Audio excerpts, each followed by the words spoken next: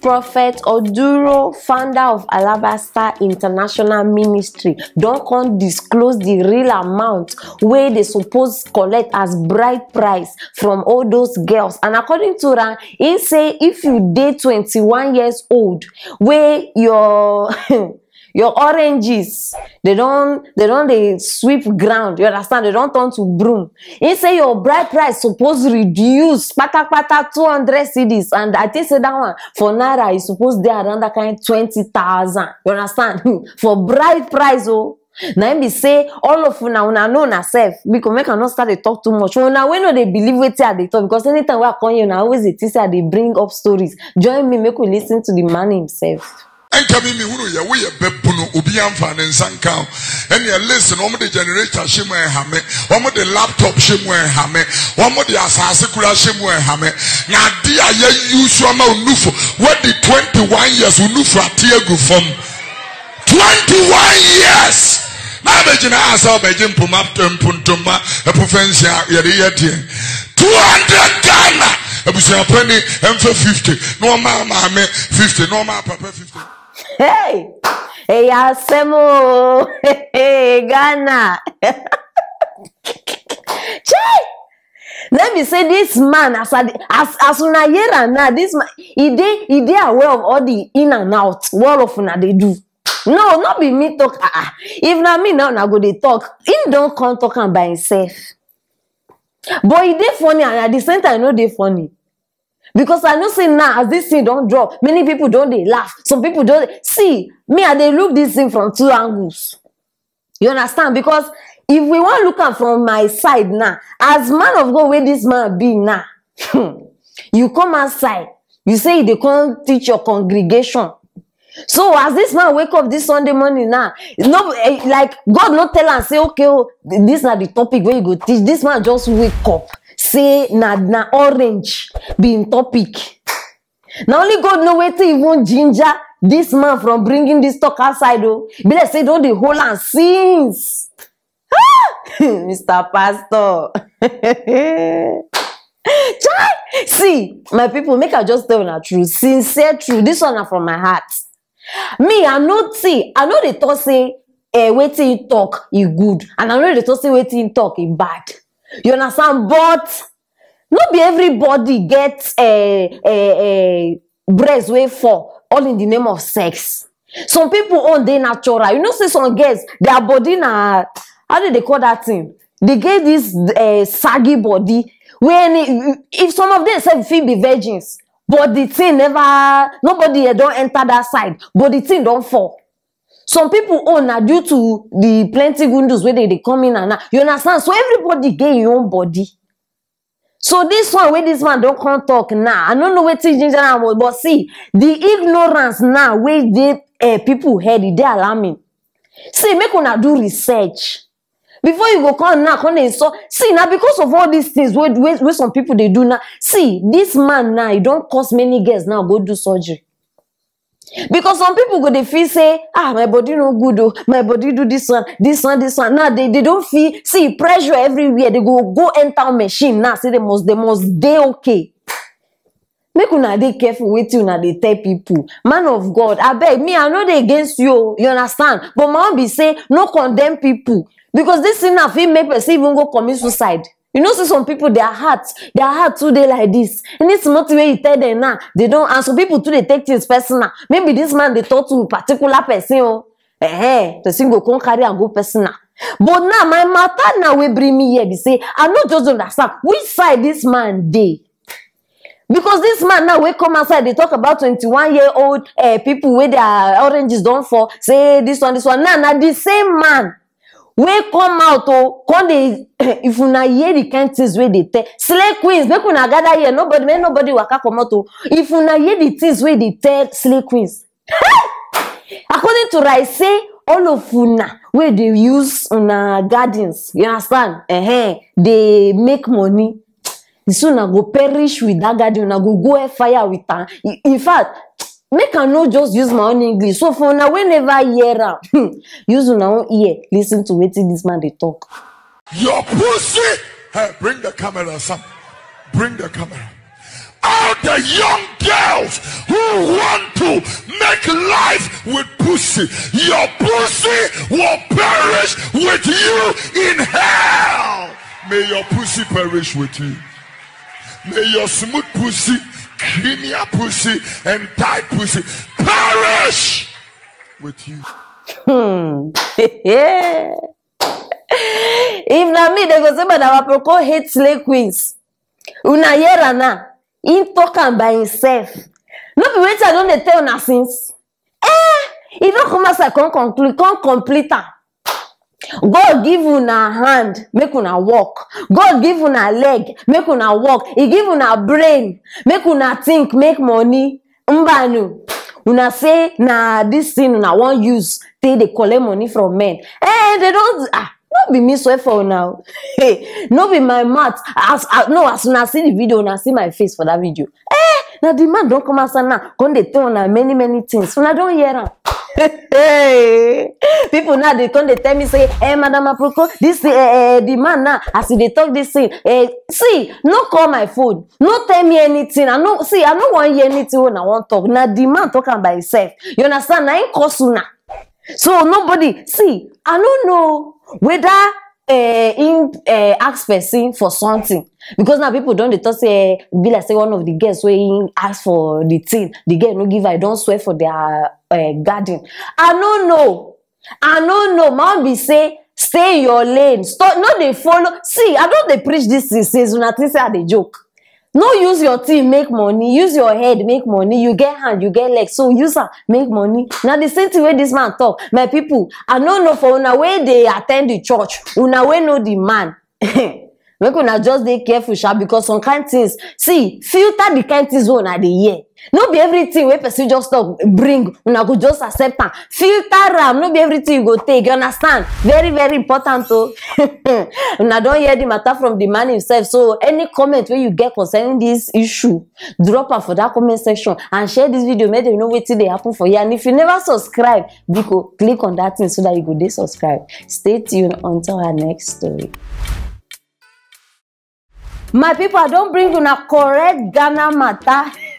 Now, waiting there they call Ghanaro or Ghanaro. Hey, some people just they feel on top of the world. My people, and the dusty. I did just say many of una know. This man just in fact, he just mesmerized me today. Person come, okay, you get interview. According to him say the say one na rapper. In come 40 minutes late they get interview. Ungwanu as the guy come enter. Now so the Dusty come they tell us say is everything okay? You understand? Just like that. He come they tell us say how will you enter this place? You did not tell me anything. You are even late. Plenty talk. And as he asked the guy, say, is everything okay? The guy just tell us, say, why you go ask me this kind of question? You understand? Not even in a disrespectful manner. You know, say, you dey craze or something. Just, why will you ask me this kind of question? My people, now so yawa gas. Now so, Dusty come they tell us, say you no fit condone rudeness, disrespect. So, therefore, make, say one, get out from in office. Don't be for my mouth, and I go hear say okra dey draw. I don't bring the video, so join me, make we watch it.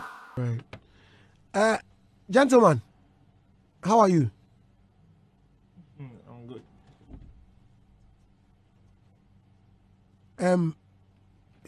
You are Okesi one. Yeah. Is your name Okesi or Okesi? Get closer. Okesi one. Maza, is everything okay? Why are you asking that? Why am I asking that question? Yeah, because I'm good. But how do I tell? Am I a doctor? What shows I'm not good? But did I ask whether you are good or not? You said, am I okay? Yes, that's the question I asked. But why? Whoever comes here asks whether you're okay or not. Okay, sure. What's wrong with that? Then I didn't get how you were trying to say. I'm good. What's happening here? No, I don't understand. I'm sorry. No, I want to understand. No, I think you misunderstood me. No. Because you walk into my studio without saying anything. You walk in late, You didn't say anything to me. You came, you sat down quietly, asked whether you're okay, and you asked me why I'm asking you that question. Please walk out of my studio now. I beg, I beg. Before I go say what in my mind, I want to ask Una. Based on what Una just watch and Una just hear with the tonation and everything, you understand? I beg, who they wrong for this matter? Wetin Okezena don't do, where this man needs send them out in an embarrassing manner. If you say this Dusty drink something, definitely don't drink something, because I don't even see nobody say person even disrespect you. You know, see some people, if you ask them, is everything okay? You get how they go even answer you. But this one even tell you say, why you go ask me this kind in a cool tone? People where they top. People where they top. It they always easy for them to fall. Check them. Anybody where they see, the higher you go, the easier for you to fall down. They see where they ground off you fall. Which fall you won't fall again? Make una dey careful. See how this one. You yourself, where they complain, say person no respect you, person they rude. You yourself, you are very rude. You are super. In fact, are you okay? I'm fine. The guy even said, I'm okay. I'm good. Go learn English, oh. Go learn English, because it is very obvious. You just sit down, so people just there for position where they don't even deserve. Why una go they look down on people? Why? We are all human beings. This thing na flesh, na sand. So people go they behave like say their body is made of gold. Person even tell me say this thing no be the first time where this Dusty they do am. They say sabi this. In fact, if he disrespect you here, if he embarrass you here, you go to wonder whether you be human being. They say no be the first time. No wonder Aja been to even snub am. It be like say she already know say now so this person be. I bet make her ask, assuming this okay say one we enter that place, assuming na Sakode or assuming na Shatawale, you understand? Una think say this Dusty go fit open mouth, say the kind things we say to this boy. And they should say he go even stand up, give them a standing ovation. He go even clap for them. He go even clean their chair, make them sit down. Some people, human beings. Before you enter that position, before you sit down there where you been there, you don't forget. Now our problem with this, we always they forget where they come from. Once we don't arrive, small change don't enter your pocket. Now you don't. I'm not going to even blame her. All of them are musicians, upcoming artists, or already made artists, or anyone where they call yourself. Stop looking for people, especially those ones where you know say no they even value human beings. No, why not they kill yourself? This thing is very simple. Just meet influencers, all those people where you know say if you check them for Instagram, their followers alone, he reach the whole world. Meet those people, they go promote. You know, they waste money, they pay DJ, they pay. How many people they watch TV? How many people they watch? They go every day, people they with their phone. Every day, people they subscribe. Every day, people they Instagram, Facebook. So look for person where you know say people know am very well. Very simple. Once person like that post your thing, okay, check them. All those big brands, big companies. You think say they no get money to go on TV? If they want, say they feel pay so that they go there on TV 247. You know, go to watch another thing. But they get sense. They don't realize saying like this now the things they work. You go just look for these people. I tell you, if they just post am once, you know how many views that they get. You are made. You don't blow finish. No sit down there. They go collect embarrassment from left, from right, from Mr., from Mrs. No waste your time. You understand? Influencers, I don't bring you a secret. Look for them. They go make you blow. Funny enough, tomorrow now, you see person like Dusty. Now then go they run now, they chase this boy. You understand? If they happen, now they go they run now. I bet something for your man, anything for your man. Now so it happen. But today now rag. You don't use and throw away. My people, say you dey up today no mean say you no fit come down. E get something where they talk. They say if you go up, maybe you use ladder climb. No forget people wey dey down because na them hold am so that you go reach there. If they remove am, by the time you fall, you no go see anything use gun down, you go fall flat. Now that one they keep me going every day. Now why I bring up because I dey show say if you help person, you understand? Treat people the way you go like me they treat you. Now so life supposed be. If you like me person they slap you, oh yeah they slap. Not the one where you go slap when they can't slap you now you can't turn fight. Do what you want others to do unto you. You understand? I'm not gonna talk past this one though.